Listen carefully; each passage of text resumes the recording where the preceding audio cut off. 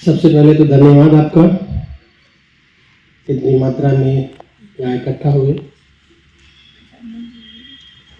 आदरणीय शुक्ल जी, सौरभ भाई, विजय जी, मैडम सुचि, मैडम कृष्णा जी, भारती, हमारे मित्र प्रवेश, विवेक चावला जी, भगवान सिंह जी, हीना भट्ट जी, समस्त हमारे विद्यार्थी और कर्मचारी जो साथ में यहाँ इकट्ठा हुए हैं, सभी का पुनः आभार।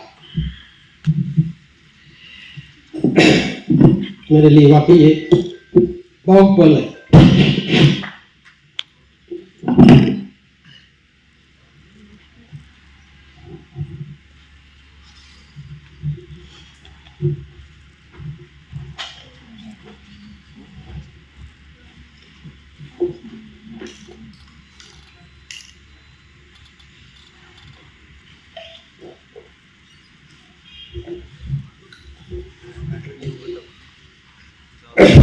कोई क्या चाहता है अपनी लाइफ में कि उसका बड़ा पूरा खानदान हो, जो उसने अपनी क्षमताओं से थोड़ा बहुत बनाने का प्रयास किया है, उसको सहेजा जाए, उसको आगे बढ़ाया जाए। मैं कई बार कह चुका हूँ, बहुत सारे मंच से भी, बहुत सारे आपसी वार्तालाप में अपनी कहानी यहाँ आने की 10वें बार 20वें बार बता चुका हूँ। पता नहीं इसके बाद बताने का मौका मिलेगा नहीं सार्वजनिक रूप से। तो शुरुआत करता हूँ फिल्म की। एक बायोपिक बनाने की कोशिश करता हूँ। मेरा जन्म, जैसे अभी बिटिया ने पढ़ा, एक छोटे से गांव में, चित्रकूट डिस्ट्रिक्ट है उत्तर प्रदेश का, वहां पर हुआ था। और उस समय न सड़क थी, न बिजली थी, न पानी था, न कोई ऐसी व्यवस्था थी कि हम शहर को देख पाते। जाने की तो बात दूसरी है। एक स्कूल था गांव में, केवल 3री कक्षा तक वहां पर एक टीचर हुआ करते थे, वही सारी क्लास पढ़ाते थे। इसके बाद एक 8वीं तक का स्कूल था पास के गांव में, तो वहां जाने लगे। वहां एक टीचर थे जमुना प्रसाद जी जैसे, बहुत स्ट्रिक्ट टीचर थे, सभी बच्चे डरते थे उससे। वो मैथ पढ़ाते थे, आर्ट पढ़ाते थे और इंग्लिश पढ़ाते थे। और कभी कभी तो उनका आतंक इतना था कि वो गुजर जाए कहीं से तो बच्चे दाएं बाएं हो जाते थे, कोई सामने नहीं आता। और ज्यादातर बच्चे मार खा चुके थे उनसे। पता नहीं मैं लकी था अनलकी था कि मुझे कभी मारने पड़े उससे, क्योंकि उनके जितने सब्जेक्ट थे मैं खूब अच्छे से पढ़ता था, इस डर के मारे कि मारना पड़ जाए। आज के बच्चों को यदि ऐसा कहीं डर हो कि मार पड़ जाए तो कोर्ट में केस हो जाएगा, वाइस चांसलर को शिकायत आ जाएगी। लेकिन वो दौर दूसरा था। माँ पिता के अलावा यदि कोई रक्षक था, हमारा संरक्षक था, तो टीचर ही थे। और भली भांति रूप से वो हमारे संरक्षक थे। उनको जैसा फिट होता था कि ये बच्चा कैसे सुधरेगा, वही बर्ताव करते थे, वही ट्रीटमेंट करते थे। और उन्हीं के माध्यम से हमें ये लगन लग गई कि आर्ट करना है। उन्होंने हमें एक प्रोजेक्ट दिया, पूरे स्कूल को सजाना है 15 अगस्त के दिन। हम 2 स्टूडेंट थे जिनका आर्ट में थोड़ा लगाव काफी अच्छा था। हमने पूरे स्कूल को सजाया, स्टेंसिल बनाए, चित्र बनाए छोटे, जैसे जैसे हमको आते थे। बहुत ज्यादा तो परिपक्व नहीं थे, लेकिन स्कूल टाइम में जितना सजा हुआ काम कर सकते थे हमने किया। पूरे स्कूल को सजाया हमने, चित्र बनाए, ढेर सारे चित्र बनाए। और उस समय की यही होता था कि चंद्रशेखर आजाद को बनाना है, भगत सिंह को बनाना है। उस समय थोड़ा सा आज के हिसाब से स्वतंत्रता का प्रभाव ज़्यादा था। प्रभात फेरियाँ निकलती थी, गीत होते थे, बहुत सारा सेलिब्रेशन होता था। क्योंकि आज़ादी बहुत ज़्यादा समय नहीं हुआ था उस समय आज़ादी मिलने का। और इतना खुश हुए हमारे टीचर कि जो गांव के प्रधान थे उन्होंने 5 रुपए का अवार्ड दिया था। हमें लगा कि 5 रुपए तो पूरा पता नहीं कितने हजारों मिल गए हमको तो। और ये यात्रा चलती गई। जब मैं 9वीं 10वीं में पढ़ने गया तो उस स्कूल में आर्ट नहीं थी, तो हमारी भावनाएं सारी समाप्त हो गई। 12वीं तक जहाँ पढ़े वहाँ कोई आर्ट नहीं था। फिलहाल जैसे भी हमने दूसरे सब्जेक्ट पढ़ के अपना हाई स्कूल और इंटरमीडिएट पास किया। जब मैं इलाहाबाद की ओर आने लगा, इलाहाबाद यूनिवर्सिटी के, हमारे संस्कृत के टीचर थे, लल्लू राम नाम था उनका, और वो इलाहाबाद यूनिवर्सिटी के ही पढ़ के निकले थे वहां से। तो उन्होंने एक बात कही थी कि यदि कहीं पढ़ना तो इलाहाबाद जाना, नहीं तो मत पढ़ना। तो पता नहीं क्यों दिमाग में बैठ गई कि जी पढ़ेंगे तो इलाहाबाद पढ़ेंगे। पिताजी की इतना सामर्थ्य नहीं था कि वो इलाहाबाद पढ़ा पाते, क्योंकि वहाँ खर्चा था, पिताजी के पास इतना सामर्थ्य नहीं था। तो उन्होंने कहा ठीक है, तुम्हें एक शर्त पे मैं इलाहाबाद भेजूंगा, तुम फर्स्ट डिवीजन आओगे तो मैं पढ़ाऊंगा आगे, नहीं तो वापसी उसी दिन। कहा ठीक है। और 150 रुपए मुझे मिलते थे टोटल महीने के। 150 रुपए में आपको कमरा भी लेना है और खाना भी खाना, पढ़ाई लिखाई भी करनी है। फीस के लिए 300 रुपए फीस होती थी पूरे साल भर की, तो 300 रुपए वो अलग से मिल गए। और वहां जाकर के मुझे एक मेडिवल हिस्ट्री मिली, एक सब्जेक्ट, क्योंकि वहाँ चूज करना होता था। तो मेरे उसके जो सब्जेक्ट थे वो मुझे एक सब्जेक्ट भर गया था, मेरे से ज़्यादा बच्चे आ गए थे तो मिला नहीं था। तो मेडिवल हिस्ट्री मिली, इंग्लिश, ज्योग्राफी और मेडिवल हिस्ट्री। तो मुझे लगा मेडिवल हिस्ट्री मैंने कभी पढ़ा नहीं, तो उसका कोई लेना देना नहीं, क्या उसको पढ़ूंगा। तो मेरे दिमाग में मैं कोशिश करता हूँ कि आर्ट मेरे को आती है, तो मैं फाइन आर्ट डिपार्टमेंट जाता हूँ, वहाँ देखता हूँ कैसे क्या कुछ होता है। तो एक दो मित्रों से मैंने बात की तो कहते हाँ तुम्हारी आर्ट तो अच्छी थी, क्योंकि जो इंटरमीडिएट स्कूल था तो वहाँ कुछ भी करना होता तो मुझे खड़ा कर देते थे। पूरे वर्ल्ड का मैप बनाना था, टीचर मुझे ले जाकर खड़ा करते कि ये मैप बना देगा पूरे भारत का और वर्ल्ड का। तो मैं मैप बनाता था वहाँ क्लासरूम में। तो मैं घूमते टहलते चला गया फाइन आर्ट डिपार्टमेंट। बहुत डर लग रहा था, पैर कांप रहे थे कि यार ये तो बड़े बड़े लोगों का, मैं 4 साल मैंने पढ़ा नहीं, तो मुझे पता नहीं कि कुछ आएगा कि नहीं आएगा, पास होगा कि नहीं पास होगा।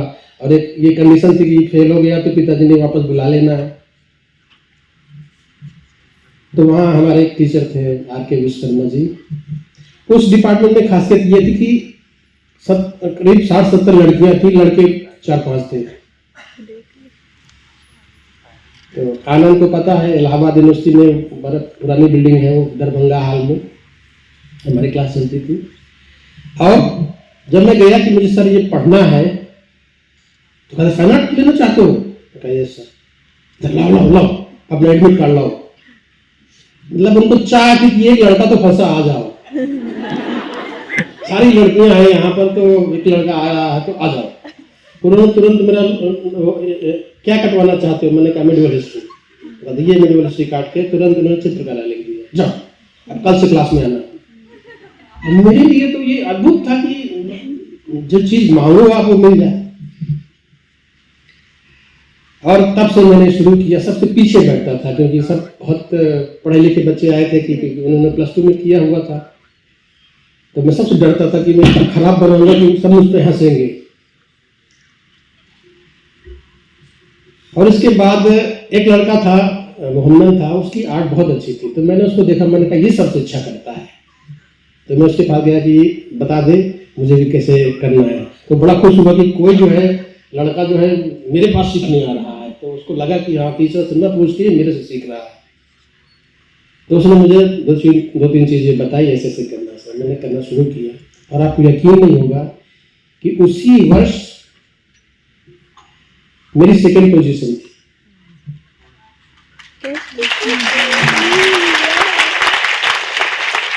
फर्स्ट में वही लड़का था। और जब फाइनल ईयर के जब एग्जाम हुए बैचलर डिग्री उसके, तो मैं टॉप पर था।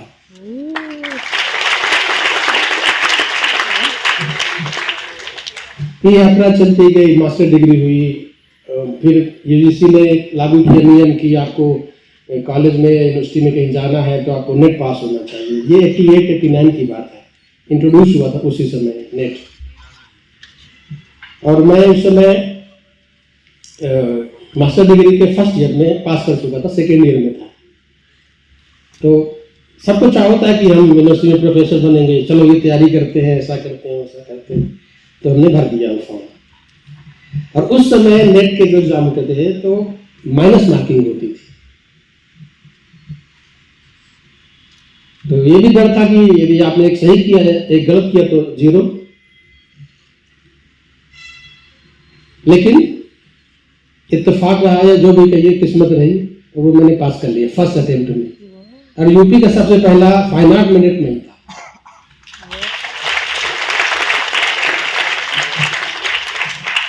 इसके बाद फिर नौकरियां उसमें शुरू हुआ कि नौकरी ढूंढो, कहीं मिल जाए कुछ, क्योंकि उस जमाने में भी नौकरी की प्रॉब्लम थी। ऐसा नहीं था कि अर्ली एज थी तो वहाँ नौकरी बहुत इजीली मिल जाती थी। फिर एक कॉलेज में सिलेक्शन हो गया, हायर एजुकेशन सर्विस कमीशन से मेरा सिलेक्शन हो गया। और इत्तेफाकन वो कॉलेज था बड़ौत, यूपी में। वहाँ भी पॉलिटिक्स होती है, कोई पार्ट टाइम पढ़ा रहा था, उन्होंने मुझे भगा दिया कि जाओ, यहाँ नहीं है जगह अभी, 1 हफ्ते बाद आना, 10 दिन बाद आना। ऐसे वहाँ किसी ने कोर्ट में स्टे ले लिया और मैं फिर बैरंग इलाहाबाद। फिर मैंने कोशिश शुरू की कि मैं तो सिलेक्टेड कैंडिडेट हूँ हायर एजुकेशन से, प्रॉपर गवर्नमेंट से सिलेक्शन हुआ है मेरा। फिर मैंने कोशिश करी तो मेरठ कॉलेज मेरठ में मिला, वहाँ भी उन्होंने वही बर्ताव किया, भगा दिया। फिर चूंकि एक लोकल मिनिस्टर थे हायर एजुकेशन के, इलाहाबाद से ही थे, तो मैंने उनको पकड़ा। थोड़ी सी जान पहचान हो गई थी पत्रिकाओं में लिखने पढ़ने से, काफ़ी दोस्तों से, ऐसे पत्रकार लोग थे तो उनसे मेल मुलाकात होने से इजी जो है हो गया कि हम किसी को पकड़ लें, किसी नेता को। उनसे मैंने कहा कि ये 2 बार जो है बाहर कर दिया है लोगों ने मुकदमा करके, तो आपके सिलेक्शन करने से फ़ायदा क्या होगा, हम लोग कहाँ नौकरी मिलेगी, कहीं तो ज्वाइन नहीं करने देंगे। तो उन्होंने तुरंत मेरी एप्लीकेशन को लिखा और वहाँ डायरेक्टर थे, वहाँ लाभ सिंह एक सरदार थे, तो लाभ सिंह आज अपॉइंटमेंट इसका होना चाहिए, कहीं भी खाली हो उसको भेजो। तो लाभ सिंह ने कहा सर ठीक है। तो दूसरे दिन उन्होंने बुलाया मुझे कि तुम वहाँ आ जाना। तो उन्होंने सहारनपुर भेज दिया। सहारनपुर में इत्तेफाकन वहाँ कोई नहीं था पार्ट टाइमर, तो मुझे ज्वाइन करा दिया। और वहाँ से ज्वाइन करने के बाद फिर मैं 3 साल वहाँ मैंने एज ए लेक्चरर काम किया, 2.5 साल के आसपास। कुशवाहा जी यहाँ एक हुआ करते थे, यहाँ कॉलेज में प्रिंसिपल थे बीएड कॉलेज में। उन्होंने कोशिश करी कि डिपार्टमेंट शुरू करते हैं, फाइन आर्ट डिपार्टमेंट होना चाहिए। तो उनको परमिशन मिल गई कि चलो ठीक है शुरू करो। पोस्ट निकाल दी, एक लेक्चरर की, एक प्रोफेसर की। प्रोफेसर के लिए खुद अप्लाई कर रहे थे क्योंकि बीएड कॉलेज में प्रिंसिपल से थे तो लेक्चरर ही, लेकिन उनको चार्ज दिया हुआ था। तो उन्होंने अप्लाई किया और मैंने अप्लाई किया लेक्चरर के लिए। उस समय वहाँ वो पीएचडी भी कर रहे थे, सहारनपुर जिस कॉलेज में पढ़ा रहा था वहाँ वो पीएचडी कर रहे थे, कर चुके थे या कर रहे थे, ऐसे कुछ था। तो जान पहचान हो गई, तो उन्होंने बताया कि यहाँ पोस्ट निकली है। फिर राकेश ने भी मुझे बताया कि यहाँ पोस्ट निकली है भाई साहब, आप भर दो। तो भर दिया। मैंने कहा चलो, क्योंकि मैं यूनिवर्सिटी सिस्टम से आता तो मुझे यूनिवर्सिटी ज़्यादा प्रिय थी और मेरी कोशिश थी कि भाई यूनिवर्सिटी सिस्टम में जाऊँगा तो ठीक रहेगा। तो मैंने यहाँ अप्लाई कर दिया और हमारा इंटरव्यू हुआ हरियाणा भवन में, दिल्ली में। तो मैं उस समय दिल्ली में काम कर रहा था, एक एडवर्टाइजिंग की ग्रीटिंग कार्ड की कंपनी थी, वहाँ मैं आर्टिस्ट था, काम कर रहा था दिल्ली में। तो मेरा सारी पेंटिंग काफ़ी कुछ मेरा दिल्ली में ही काम था, मेरे कमरे में। तो मैं सब ऑटो रिक्शा में भर के ले गया, उनको चलो आज इंटरव्यू है यार, देखते हैं। तो जब मैं वहाँ से सहारनपुर आया तो मेरे कमरे में मेरे दोस्त के साथ सारा सामान हुआ था। मैंने उसको कहा बिल्ली के यार मैं सहारनपुर से आता हूँ। जब तो इंटरव्यू हुआ, मैंने सब अपना इतना ढेर सारा काम था, बड़ा बड़ा छोटा छोटा तरह तरह का काम था, मैंने दिखा दिया। वाटर कलर, ये एक्रेलिक और मेरी वॉश पेंटिंग थी बड़ी बड़ी, सब मैंने उनको दिखाई। तो बाद में मुझे पता चला कि जो एक्सपर्ट आए थे वो एक चंडीगढ़ आर्ट कॉलेज पीस में चंडीगढ़ यूनिवर्सिटी में प्रोफेसर थे DC भट्टाचार्य जी, एक थे चमन CS मेहता जयपुर से, एक पम्मी लाल थे BHU से। तो CS मेहता मेरे से काफ़ी जानते थे क्योंकि वो मेरे पहले भी एक्सपर्ट रहे हैं, PhD के एक्सपर्ट थे, मेरे एग्जामिनर भी थे, तो जानते थे। तो उन्होंने बताया कि भाई तेरे इंटरव्यू में ऐसा ऐसा हुआ था। मैंने क्या हुआ था सब थोड़ा बताओ। तो उन्होंने कहा कि यदि कोई डिपार्टमेंट चलाना चाहते हैं, वाइस चांसलर को उन्होंने कहा कि आप डिपार्टमेंट चलाना चाहते हैं तो इस लड़के को लो, और यदि आप डेकोरेशनल चाहते हैं कि हाँ हमारी यूनिवर्सिटी में एक फाइन आर्ट डिपार्टमेंट हो, तो बहुत सारे लोग हैं जो वो आपके हरियाणा के भी हैं और आसपास के टीचर हैं, अभी भी हैं, वो भी सब थे इन कंपटीशन में। तो आप डेकोरेशनल चाहते हो तो फिर आप किसी को भी ले लो, लेकिन यदि डिपार्टमेंट चलाना चाहते हो तो ये लड़का ठीक है। और DC भट्टाचार्य जी ने भी सहमति दी और मेरा अपॉइंटमेंट हो गया। मैंने यहाँ 96 मार्च में ज्वाइन कर लिया। 95 में डिपार्टमेंट 5-6 महीने बाद में आ गया था। और इत्तेफाक कहें क्या कहें, मैं कुछ समझ नहीं पाया कि क्या कहूँ, लेकिन कुछ वहाँ का सिलेक्शन नहीं हुआ प्रोफेसर में। लेकिन वो फिर भी उनको दिया हुआ था कि आप चलाइए डिपार्टमेंट, जैसे चलाइए। चलता रहा डिपार्टमेंट। इनिशियल स्टेज में था, आज की बात, आज से 1996 की बात है। ये BEd कॉलेज के सामने एक ऊपर कमरा है, यही कमरा हमारा था बुधार का, क्योंकि प्रिंसिपल से उन्होंने दे दिया था कि चलो ठीक है ये चलाओ।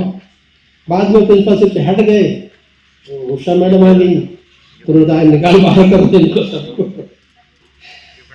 तो उन्होंने दबाव डाल के अपना BEd कॉलेज खाली कराया, और हमारे पास जगह नहीं थी कोई, ये कहाँ जाए भैया। तो वाइस चांसलर साहब ने कहा, दैया साहब थे, उन्होंने कहा कि ऐसा है तुम ये वो है इंडिक स्टडीज वाला जो है ना, जहाँ धरोहर म्यूजियम बना है आपका, ये पहले इंडोलॉजी वाला चलता था यहाँ पर, तो 2 कमरे हमको नीचे मिल दिए कि आप इसमें चलाओ। उसमें कमरे में प्रॉब्लम ये थी कि बहुत छोटे छोटे कमरे थे, बच्चों के बैठने की जगह बहुत कम थी। दूसरा सबसे बड़ी प्रॉब्लम थी कि बरसात खूब होती थी, सारा पानी भर जाता था, और पंप सेट लगा के उसको चलाना पड़ता था, निकालना पड़ता था। तो मुझे लगा कि यार ये ठीक नहीं होगी, कहाँ से आएंगे, कैसे आएंगे, बड़ी मुश्किल है। तो मैंने कुछ भरवाजी कहा कि दूसरी जगह लो, कोई और अच्छी जगह। तो और जगह में कहीं मिली, कहीं खाली नहीं थी, तो उन्होंने सजा के तौर पर भेज दिया कि यार लोग योगा सेंटर बनाए, वहाँ तुम चले जाओ, कोई नहीं है वहाँ पर, अभी कोई दावा भी नहीं कर रहा है, वहाँ चले जाओ। वहाँ हम गए देखने, तो हमें लगा कि यार जगह तो ये बहुत अच्छी है, एक तो ऊंचे है, टीले में है, दूसरा आसपास कोई डिपार्टमेंट नहीं है, हमारे बोलने भागने की बड़ी अच्छी जगह है। तो हमने उसके लिए हाँ कर दिया। मैंने कुछ वाजिका का हाँ कर दो, अब यही निकलेंगे। तो वो हमने ले लिया, क्योंकि योगा वाले भी आने को तैयार नहीं थे, बन के तो तैयार हो गया था, लेकिन आने को तैयार नहीं थे, खाली बिल्डिंग पड़ी थी। तो वो हमने फिर कब्जा कर लिया और वहाँ शुरू किया। तो ना वहाँ बिजली ना पंखा कुछ नहीं था, और गर्मी के जून में हमें एग्जाम भी कराने थे। खैर लालच था कि बड़ी जगह ले कर देंगे, हमारा चल जाएगा, बड़ा हॉल है, ऊपर बैठने की भी जगह, ऑफिस भी है, सब कुछ ठीक ठाक हो जाएगा। शुरुआत करी तो कहीं 2-4 कूलर मंगवाए, कुछ कर आगे से हमने शुरुआत करी। वहाँ से जमीन में बैठ के पढ़ाते, दरियों में। बच्चों को कहते अपनी अपनी टाट ले आओ या दरिया ले आओ, अपना वो कोने ऐसे बने हुए सर्कल से, उनमें बैठ के एक बच्चे को दिया था हमने। हमारे पास कुछ कुर्सी मेज नहीं था, हम जमीन पर बैठ के पढ़ाते। आपने कभी सुना है यूनिवर्सिटी में कोई जमीन में बैठ के पढ़ा? एक कुर्सी मेज होती थी, कुछ वाजी बैठते थे उसमें।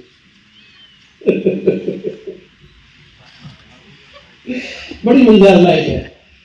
और सुबह 8 बजे आना होता था, रात को 8 बजे जाते थे, क्योंकि उनकी बातें बड़ी होती थी, वो बैठा लेते थे। घर से फ्री थे, लगता है उनको काम धाम ही नहीं था। और हमारी नई शादी हुई थी।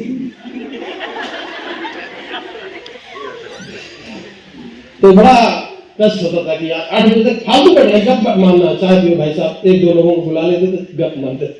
खैर ये बड़ी अच्छी बात ये थी कि पॉजिटिव माहौल था और हमने शुरू किया और इत्तेफाकन कुछ आज ही हट गए। कोई कोर्ट का मुकदमा करना चला, वहाँ यहाँ से हट गए तो सत्ता भी चली गई वहाँ की, क्योंकि वो प्रिंसिपल के बेस पे थी वहाँ पर और प्रोफेसर कोई मिल सकती थी। तो जब वो यहाँ से प्रिंसिपल नहीं रहे तो वहाँ भी चली गई। सत्ता आई डीन साहब के पास, हमारे सानी जी के ससुर जी हैं, बहुत सज्जन आदमी श्री वर्मा जी, बहुत सज्जन आदमी, इतने पढ़े लिखे, इतने विद्वान, लेकिन बहुत हम्बल थे। उन्होंने जो सिखाया आज तक हम नहीं मिल सकते हैं। कैसे ड्राफ्टिंग की जाती है, कैसे चिट्ठी ली जाती है। वो कहते थे भाई ऐसी चिट्ठी लिखो कि सेल्फ एक्सप्लेनेटरी हो, कुछ कहना ना पड़े उसके बाद। ऐसी सी बारीक बारीक चीजें बताते थे कि बहुत कुछ सीखा। उनको मैं भी दिल से याद करता हूँ।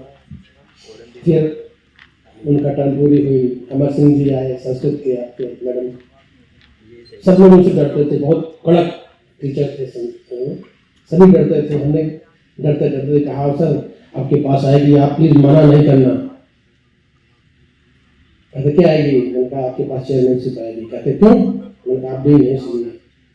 कहते अच्छा चलो। मैं अलोने थे, अलोने भी आ गए थे हमारे साथ, उन्होंने हाँ किया। फिर उन्होंने इतना कुछ हमको मतलब इतना सहयोग किया जैसे अपने बच्चों जैसा प्यार किया। तो मैं इस मामले में बहुत लकी हूँ कि जितने वाइस चांसलर, जितने डीन हमारे साथ जुड़े, सब ने भरपूर प्यार दिया, सिखाया। जो नए टीचर को जो होना चाहिए, कैसे उसकी ट्रेनिंग, कैसे ग्रूमिंग की जाती है, वो उन लोगों ने की। और 2004 में जब मैं एसोसिएट रीडर बना, उस समय लेक्चरर और रीडर हुआ करते थे, जब रीडर बना फिर मैं चेयरमैन बन गया उसी समय। और वहाँ से हमने ख्वाब देखना शुरू किया कि अब इस डिपार्टमेंट को बढ़ाना है। हमने प्रपोजल बनाया वाइस चांसलर को। उस समय बड़ा यूनिवर्सिटी डिलेड हुआ करती थी पैसा देने के मामले में। यदि आपके पास कोई प्रपोजल है तो वाइस चांसलर बड़े दिल से दिया करते थे। चावला साहब हमारे वाइस चांसलर थे, खूब बातें करते थे, लेकिन दिल के बहुत अच्छे थे। एक बार हम मिलने गए, मैं एज चेयरपर्सन मिल गया। हाँ भाई कैसे चलाओगे डिपार्टमेंट? मैंने कहा सर आपके आशीर्वाद से। कोई प्लान है तुम्हारे पास? मैंने कहा तो क्या? मैंने कहा मैं एक वर्कशॉप करना चाहता हूँ फाइन आर्ट की। कहते अच्छा क्या करोगे उसमें? मैंने आर्टिस्ट को बुलाएंगे, पेंटिंग कराएंगे, थोड़ा बच्चे भी सीखेंगे और एक्टिविटी भी होगी। कितना पैसे चाहिए? मैंने कहा ज़्यादा नहीं, 1.5 लाख चाहिए। अच्छा चलो प्रपोजल भेजो। अच्छा हाँ एक काम करना, प्रपोजल एफओ के माध्यम से नहीं भेजना, फिर काम कभी नहीं होगा, डायरेक्ट मेरे को भेजना। और उन्होंने यस करके एफओ को किया कि इनको पैसा दो। और वो हमने वर्कशॉप किया। उस वर्कशॉप में ये प्रपोजल हुआ कि हम बीएफए शुरू करेंगे। गवर्नर साहब आए थे उसका नोमिनेशन करने।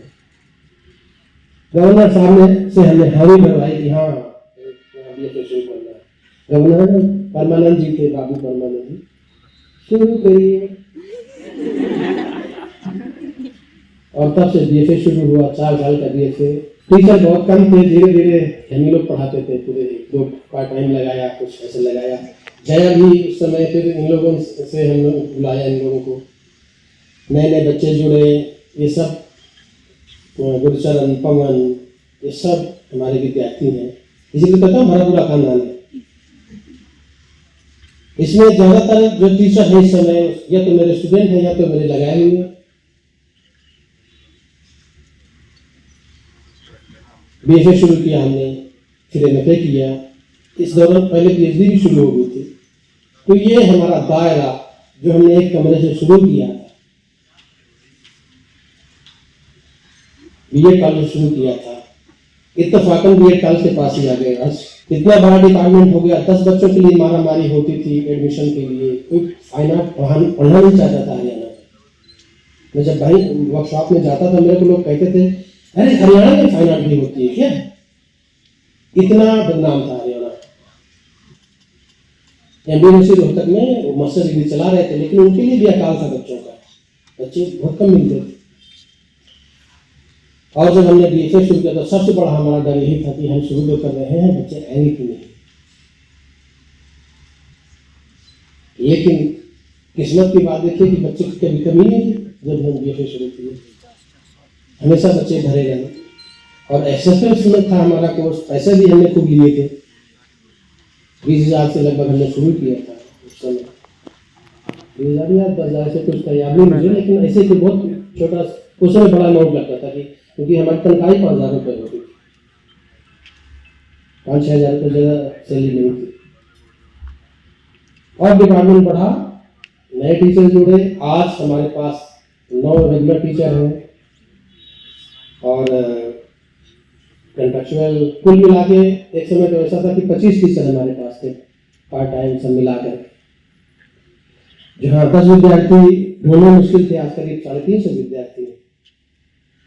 हमने स्क्रैच से शुरू किया था, जहाँ कोई नहीं जानता था हरियाणा के में फाइन आर्ट भी पढ़ाते हैं। आज पूरे देश भर के लोग जानते हैं कि हरियाणा में कुरुक्षेत्र डिपार्टमेंट है और वहाँ के लोग काम करते हैं। हमारे बच्चे, हमारे टीचर सब ने मिलकर ऐसा प्रयास किया, ऐसी मेहनत करी कि किसी को कहीं से अवार्ड आ रहा है, कोई कहीं जा रहा है, कोई कहीं जा रहा है,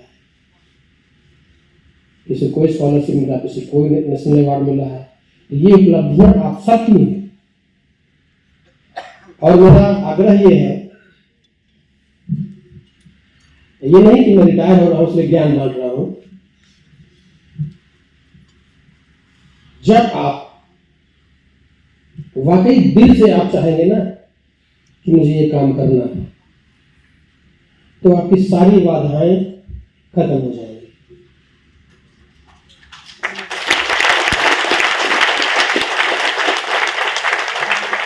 एक वाकया है जो हमारे लिए बड़ा डिस्टर्बिंग था, तो भूल गया बताना, बहुत जरूरी है वो बताना। कुशवाहा साहब की ऐसी कुछ इमेज थी कि प्रशासन थोड़ा रुष्ट था। वाइस चांसलर लगे अपने होशियार सिंह जी, तो उन्होंने सीधा कहा कि तेरा डिपार्टमेंट मैंने बंद कर देना है। हमारा तो दिल में दर्द हो गया, तो ये क्या है? मैं लोगों ने कहा कि क्या हो गया इनको, ऐसा क्यों कह रहे हैं? कहा मैंने बड़ा सुना है तुम्हारे डिपार्टमेंट में बड़ी वो होती है, घपले होते हैं, बड़ा कुछ सुना नहीं। तो अब क्या करें, कोई हम तो इतने बड़े भी नहीं थे, लेक्चर ही थे उस समय, क्या किया जाए। तो एक हमारे मित्र थे केशव रानी जी, उनको मैंने कहा, वो चूंकि इलाहाबाद से थे, थोड़ा उससे दोस्ती भी हो गई। मैंने कहा तो होशियार जी तो ऐसा कह रहे हैं, तो हंसे खूब, कहते अच्छा हंस रहे हो, हमारी तो चाली निकली पड़ी है। तब कोई नहीं, चलो बात करते हैं। तो उन्होंने बात की, होशियार सिंह से काफी चल के बात की, कब जाओ बुलाया। और वर्मा जी उस समय डीन थे, तो हमने सर को बताया, उनका सर ऐसे ऐसा कर रहे हैं। कहते भाई निरंजन एक बात बताऊं? कहा सर बताइए। वो जाट तो जाट होता है। मैंने कहा मैं समझा नहीं सर। कहते वो जबान से जरूर पढ़े गए हो, तो दिल से बहुत अच्छे मिलो, वो उपाय वही बताएंगे। मैंने कहा ठीक है सर। मैं उन्होंने पहुंच गए वहां, तो अरे तेरा डिपार्टमेंट बंद करना भाई। मैंने कहा सर क्या हो गया, आप ऐसा क्यों कर रहे हो सर, आपका तो आशीर्वाद होना चाहिए। कहते नहीं आशीर्वाद कुछ नहीं, तो कुछ नहीं करते हो, तुम्हारा बड़ा बदनामी है, अब ये है वो है, पता नहीं क्या किसी ने ट्वीट कर दिया, क्या नहीं मालूम नहीं। मैंने कहा सर आपने कुछ सुना होगा तो आप थोड़ा हमको बताइए, तो यदि हमसे लगा कि हम गलत है तो हमें सुधारेंगे, और यदि ठीक होंगे तो काम कर रहे होंगे तो आपको पता चल जाएगा। कहते ठीक है, एक मौका देता हूँ, जाओ क्या करोगे। मैंने कहा सर आपको एक बार डिपार्टमेंट आना है। अच्छा ठीक है। फिर मैंने कहा इसके बाद आपका मन करे तो बंद कर देना, और यदि आप खुश हो जाओ तो फिर इसको देखना कैसे क्या कर सकते। अच्छा ठीक है चलो जाओ। हमने तैयारी की। वर्मा जी ने कहा कि अच्छा भाई, अच्छा मौका तुमने ढूंढा, अब करके दिखाओ क्या दिखाना चाहते हो। हमने एक शो किया। हमारे पास होता क्या है, भालू के पास क्या होगा, बाल तो होंगे। हमारे पास पेंटिंग थी, ढेर सारा काम था, अपना बच्चों से हमने काम कराया था। उनका एक शो लगाते हैं, तो हमने पूरे दो, हमारे एक ये हॉल था, एक एग्जीबिशन हॉल जो बना है ये भी बनवा लिया था, तो दोनों में हमने पूरा शो किया था, अंदर बाहर सब भर दिया। उनको चीफ गेस्ट बनाया, उनका आप आइए सर, आए वो पूरा देखा, ज़्यादा कुछ बोले नहीं। अच्छा, मेरे तो वाकई कान भरे थे, ये तो सब बच्चों ने किया। मैंने कहा सर, सारा बच्चों ने किया, हमारे बच्चों ने किया। मैंने कहा सर हमारे बच्चों ने किया, बाहर के कोई नहीं है इसमें। अच्छा, तो बड़ा काम करते हो। हाँ सर, ये क्यों कह रहा हूँ कि सर किसी ने आपके कान भरे होंगे। कहते ठीक है, चलो बहुत अच्छा है, मेरे से मिलना, क्या परेशानी है तुम्हारी। मैंने कहा ठीक है। तो हम गए मिलने, फिर उनसे बाद में, और उस वाइस चांसलर ने जो हमारा डिपार्टमेंट बंद करना चाहते थे, उन्होंने एलोने की जो नौकरी थी वो पक्की कराई, क्योंकि कंक्रीट में कंक्रीशन नहीं मिला था स्टेट गवर्नमेंट से, वो करवाया। एक दो पोस्ट और दी, जो हम कभी उम्मीद नहीं कर सकते थे कि जो बंद करने जा रहा है वो हमको इतना सपोर्ट करेगा। तो इस मामले में हम लोग लकी थे कि जो व्यवधान भी थे वो भी हमारे सहयोगी बन गए। और आज डिपार्टमेंट की पोजीशन ये है कि न सिर्फ हरियाणा स्टेट में हम सबसे अव्वल है, अपनी तारीफ खुद नहीं करनी चाहिए, बल्कि बहुत सारे यूनिवर्सिटीज में वो हम सब मामले में बहुत अच्छे हैं। जो यूनिवर्सिटी में पुराने डिपार्टमेंट है, शांति निकेतन और क्या नाम अपना BHU, ये बड़े प्रोग्राम नहीं करते जितने प्रोग्राम हमने इस ड्यूरेशन में किया था। हालांकि बहुत पुराने हैं, उनका एक ऑरा है, उनका एक रेपुटेशन है, पुराने हैं, उनके बड़े सारे विख्यात कलाकार के साथ जुड़े रहे हैं। हमारे साथ वो सब नहीं रहा, लेकिन इन सब के देखते हुए मैं जब ओवरऑल देखता हूँ कि हमारा कंट्रीब्यूशन उनका कंट्रीब्यूशन कितना है। हमारे साथ तो बड़े विद्वान लोग नहीं जुड़े, उनके साथ बहुत मूर्धन्य लोग थे, तो सबको देखते हुए लगता है कि हम बहुत कुछ कर रहे हैं। ये प्रथा रुकनी नहीं चाहिए। ये जो प्रयास है, एक गिलहरी का प्रयास जो होता है, ये प्रयास रुकना नहीं चाहिए। हमने इस स्टेज पे डिपार्टमेंट को बनाया, सबने मिलकर बनाया, मेरा अकेला कुछ नहीं। यदि टीम नहीं होती तो मैं क्या अकेला कर लेता है। ठीक है, लीडरशिप होती, लेकिन सब मिल के हम लोगों ने बनाया है। ये जो प्रयास है, ये प्रयास खत्म नहीं होना चाहिए। आप सभी सब वयस्क हैं और अपने उम्र के हैं, समकालीन है सारे।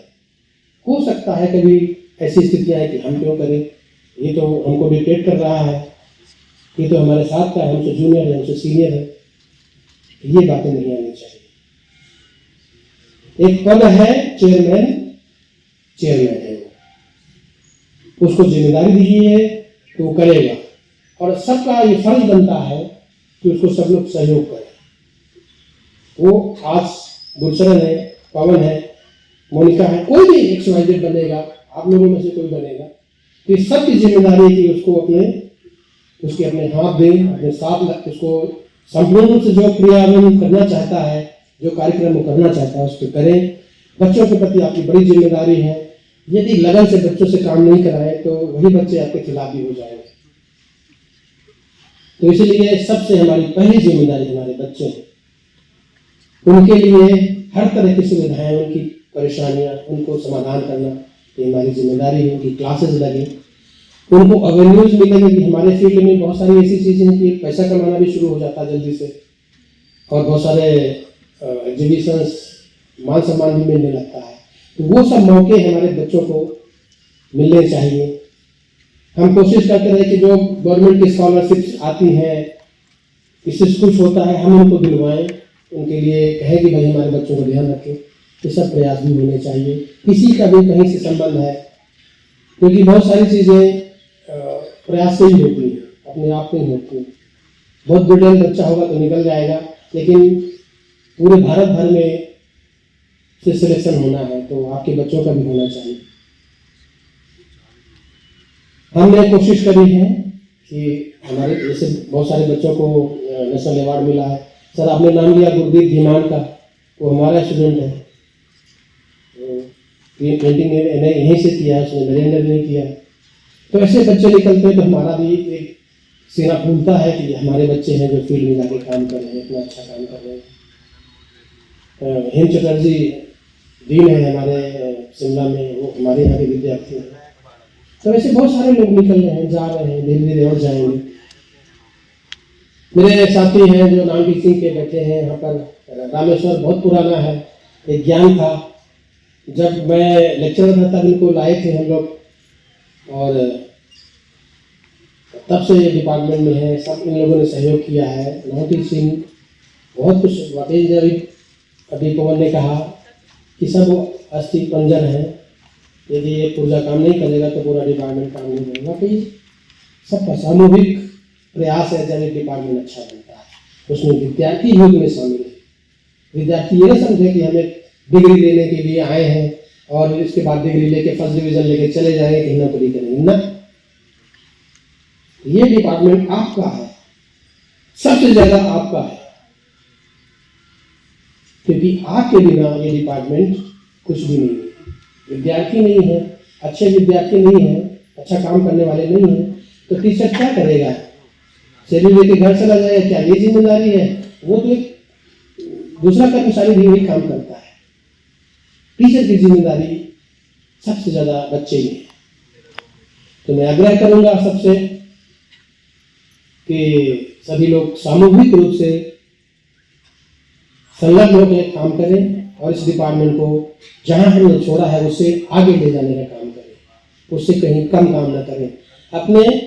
मैंने कोशिश करी है। मुझे लोग कभी कभी बहुत सारे बच्चे वीरप्पन कहते थे। बाद में मुझे पता चला कि वीरप्पन बड़ा स्ट्रिक्ट है।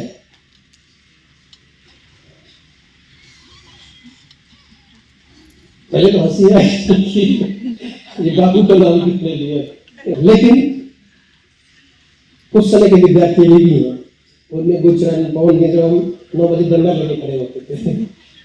यदि आप टाइम से नहीं आएंगे तो हम आपको एंट्री नहीं देंगे। इसी स्ट्रिक्टनेस की वजह से हमें ये नाम पड़ा था।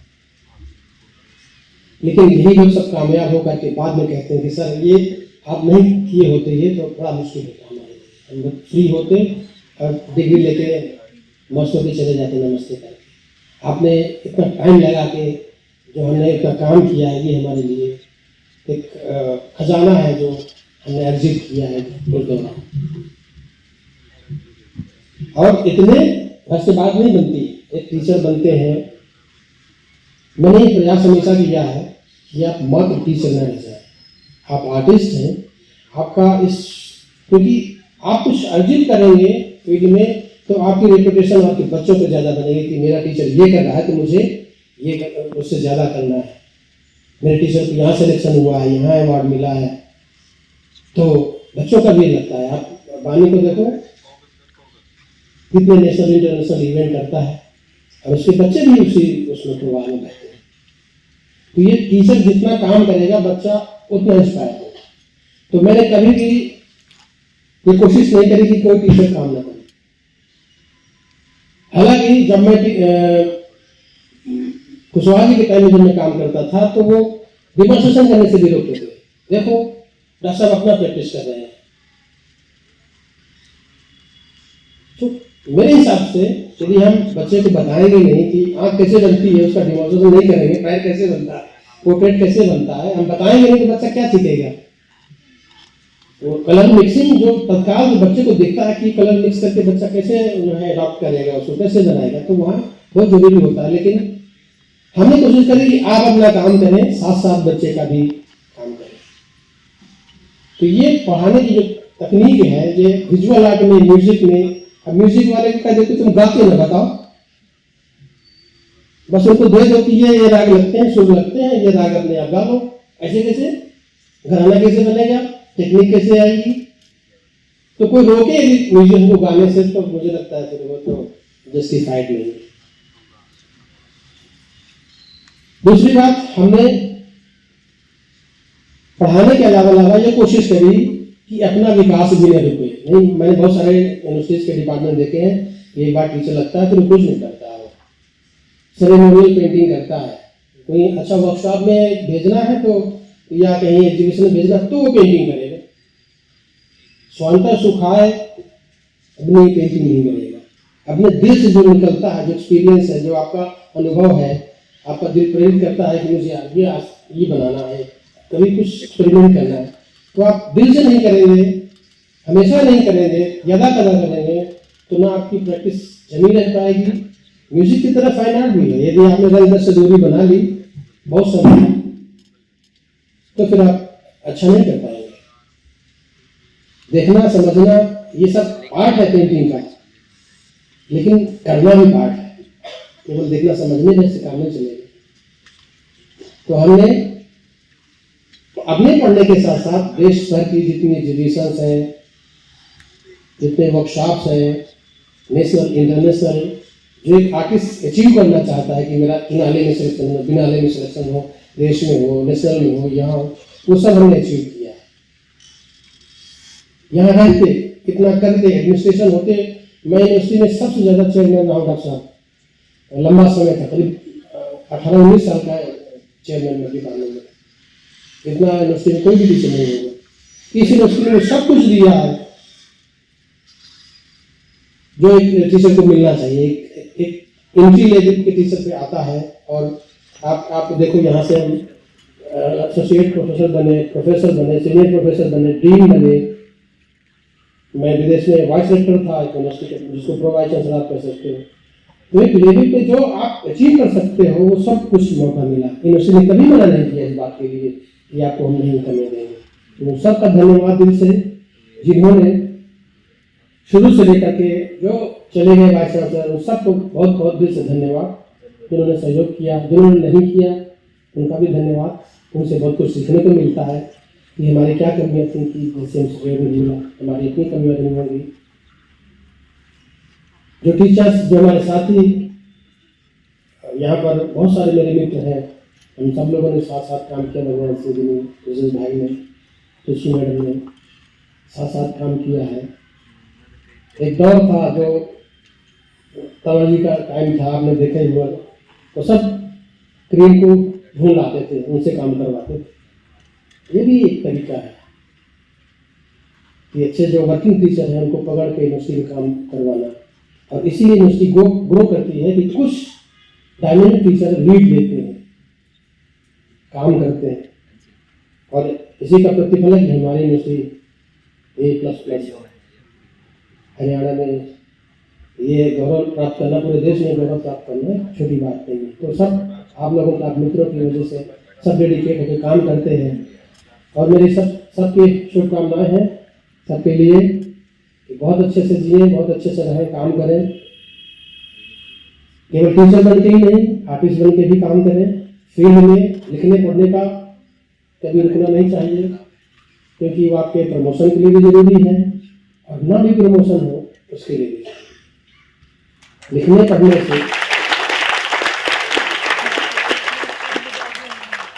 पढ़ने से आप पढ़ते हैं तो नॉलेज आता है, आप अनुभव करते हैं, देखते हैं, सुनते हैं, उससे अपना पर्सनल अनुभव आता है। जब किताबें पढ़ते हैं तो दूसरे का अनुभव भी जुड़ता है। इसलिए लिखना पढ़ना बहुत जरूरी है। जरूरी नहीं रिसर्च पेपर लिखिए, कुछ भी लिखिए, आपका दिल जो करे वो लिखिए। कविताएं लिखिए, कहानी लिखिए, गीत लिखिए, जो दिल करे वो लिखिए, जो आपके दिल के पास हो वो करें। एक अपना जो मेन प्रोफेशन है उसके साथ साथ साइड प्रोफेशन जरूर बनाएं। हमेशा आप पेंटिंग नहीं कर सकते, हमेशा आप गा नहीं सकते। तो जब मन करता है तो दूसरा भी करें, घूमने जाए, टहलने जाए, कविताएं लिखें, पेंटिंग करें, जो भी करें करिए। हमारा यूनिवर्सिटी प्रशासन बहुत अच्छा है। आपको पता है कि मुझे तो लग रहा था कि रिटायरमेंट के पहले प्रोफेसर, सीनियर प्रोफेसर नहीं बनाएंगे, लेकिन चांसलर साहब ने सोचा कि भाई जा रहा तो गिफ्ट देना चाहिए, तो सीनियर प्रोफेसर भी बना दिया। और मेरी कोई सिफारिश नहीं थी सर, जो कुछ मिला है काम करके ही मिला है। मैं कहीं पंचायत में जाके बैठता, मेरा भाई ऐसा कोई स्कोप नहीं है कि बहुत अच्छे नेताओं में जान पहचान में। जो कुछ है वो अपने लेवल पे, मैं कितना कर सकता हूँ यूनिवर्सिटी के लिए, कितना कुछ कर सकता हूँ। बस यही था सर, जो इसी बदौलत सब कुछ मिला है। तो मैं, यदि आप अपने मन से ये ठान लेकिन मुझे कुछ करके दिखाना है तो मिलता है, सब कुछ मिलता है, बस उसके लिए उतना प्रयास जरूर करें। इस आयोजन के लिए बहुत बहुत धन्यवाद, लंबा टाइम ले लिया।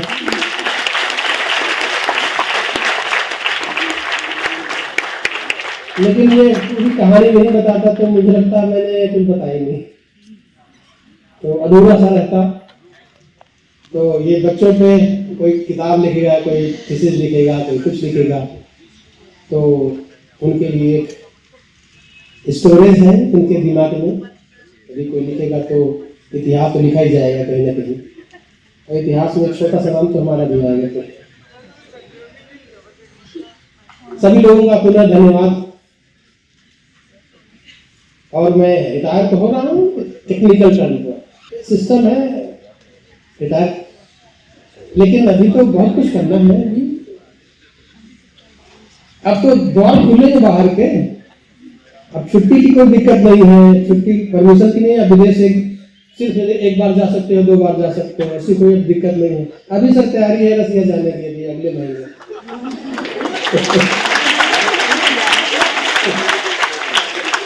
एक महीने की 8 रेजिडेंसी है, अभी रोमानिया में मेरा शो चल रहा है, कल खत्म होगा, कल परसों।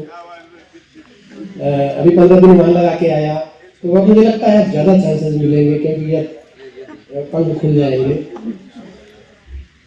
तो रिटायर तो होना नहीं है, अभी काम करना है।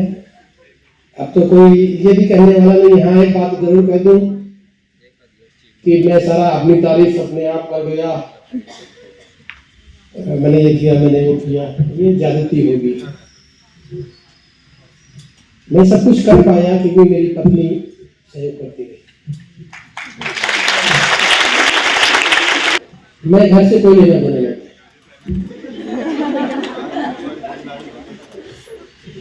उन्होंने सारा काम करना है, घर भी संभालना है, बच्चों को पढ़ाना है, ये है, सब्जी लानी है, ये इतना फ्रीडम मुझे मिली काम करने के लिए। जब मैं स्टूडियो में अपने घर जाके पेंटिंग करता, खाना भी नहीं देती थी, ये डिस्टर्ब हो जाएंगे मेरी पेंटिंग।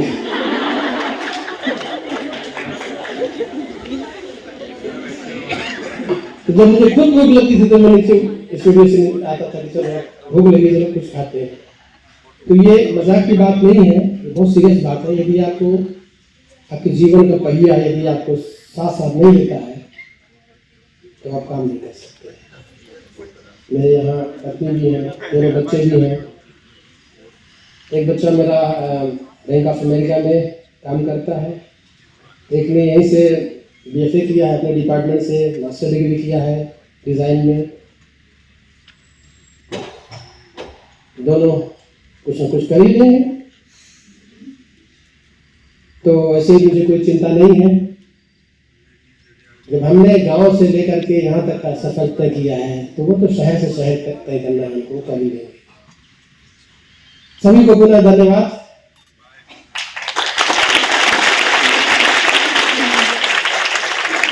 इतने देर से सुना, फिर कभी मुलाकात होगी, फिर कभी बात करेंगे। Thank you.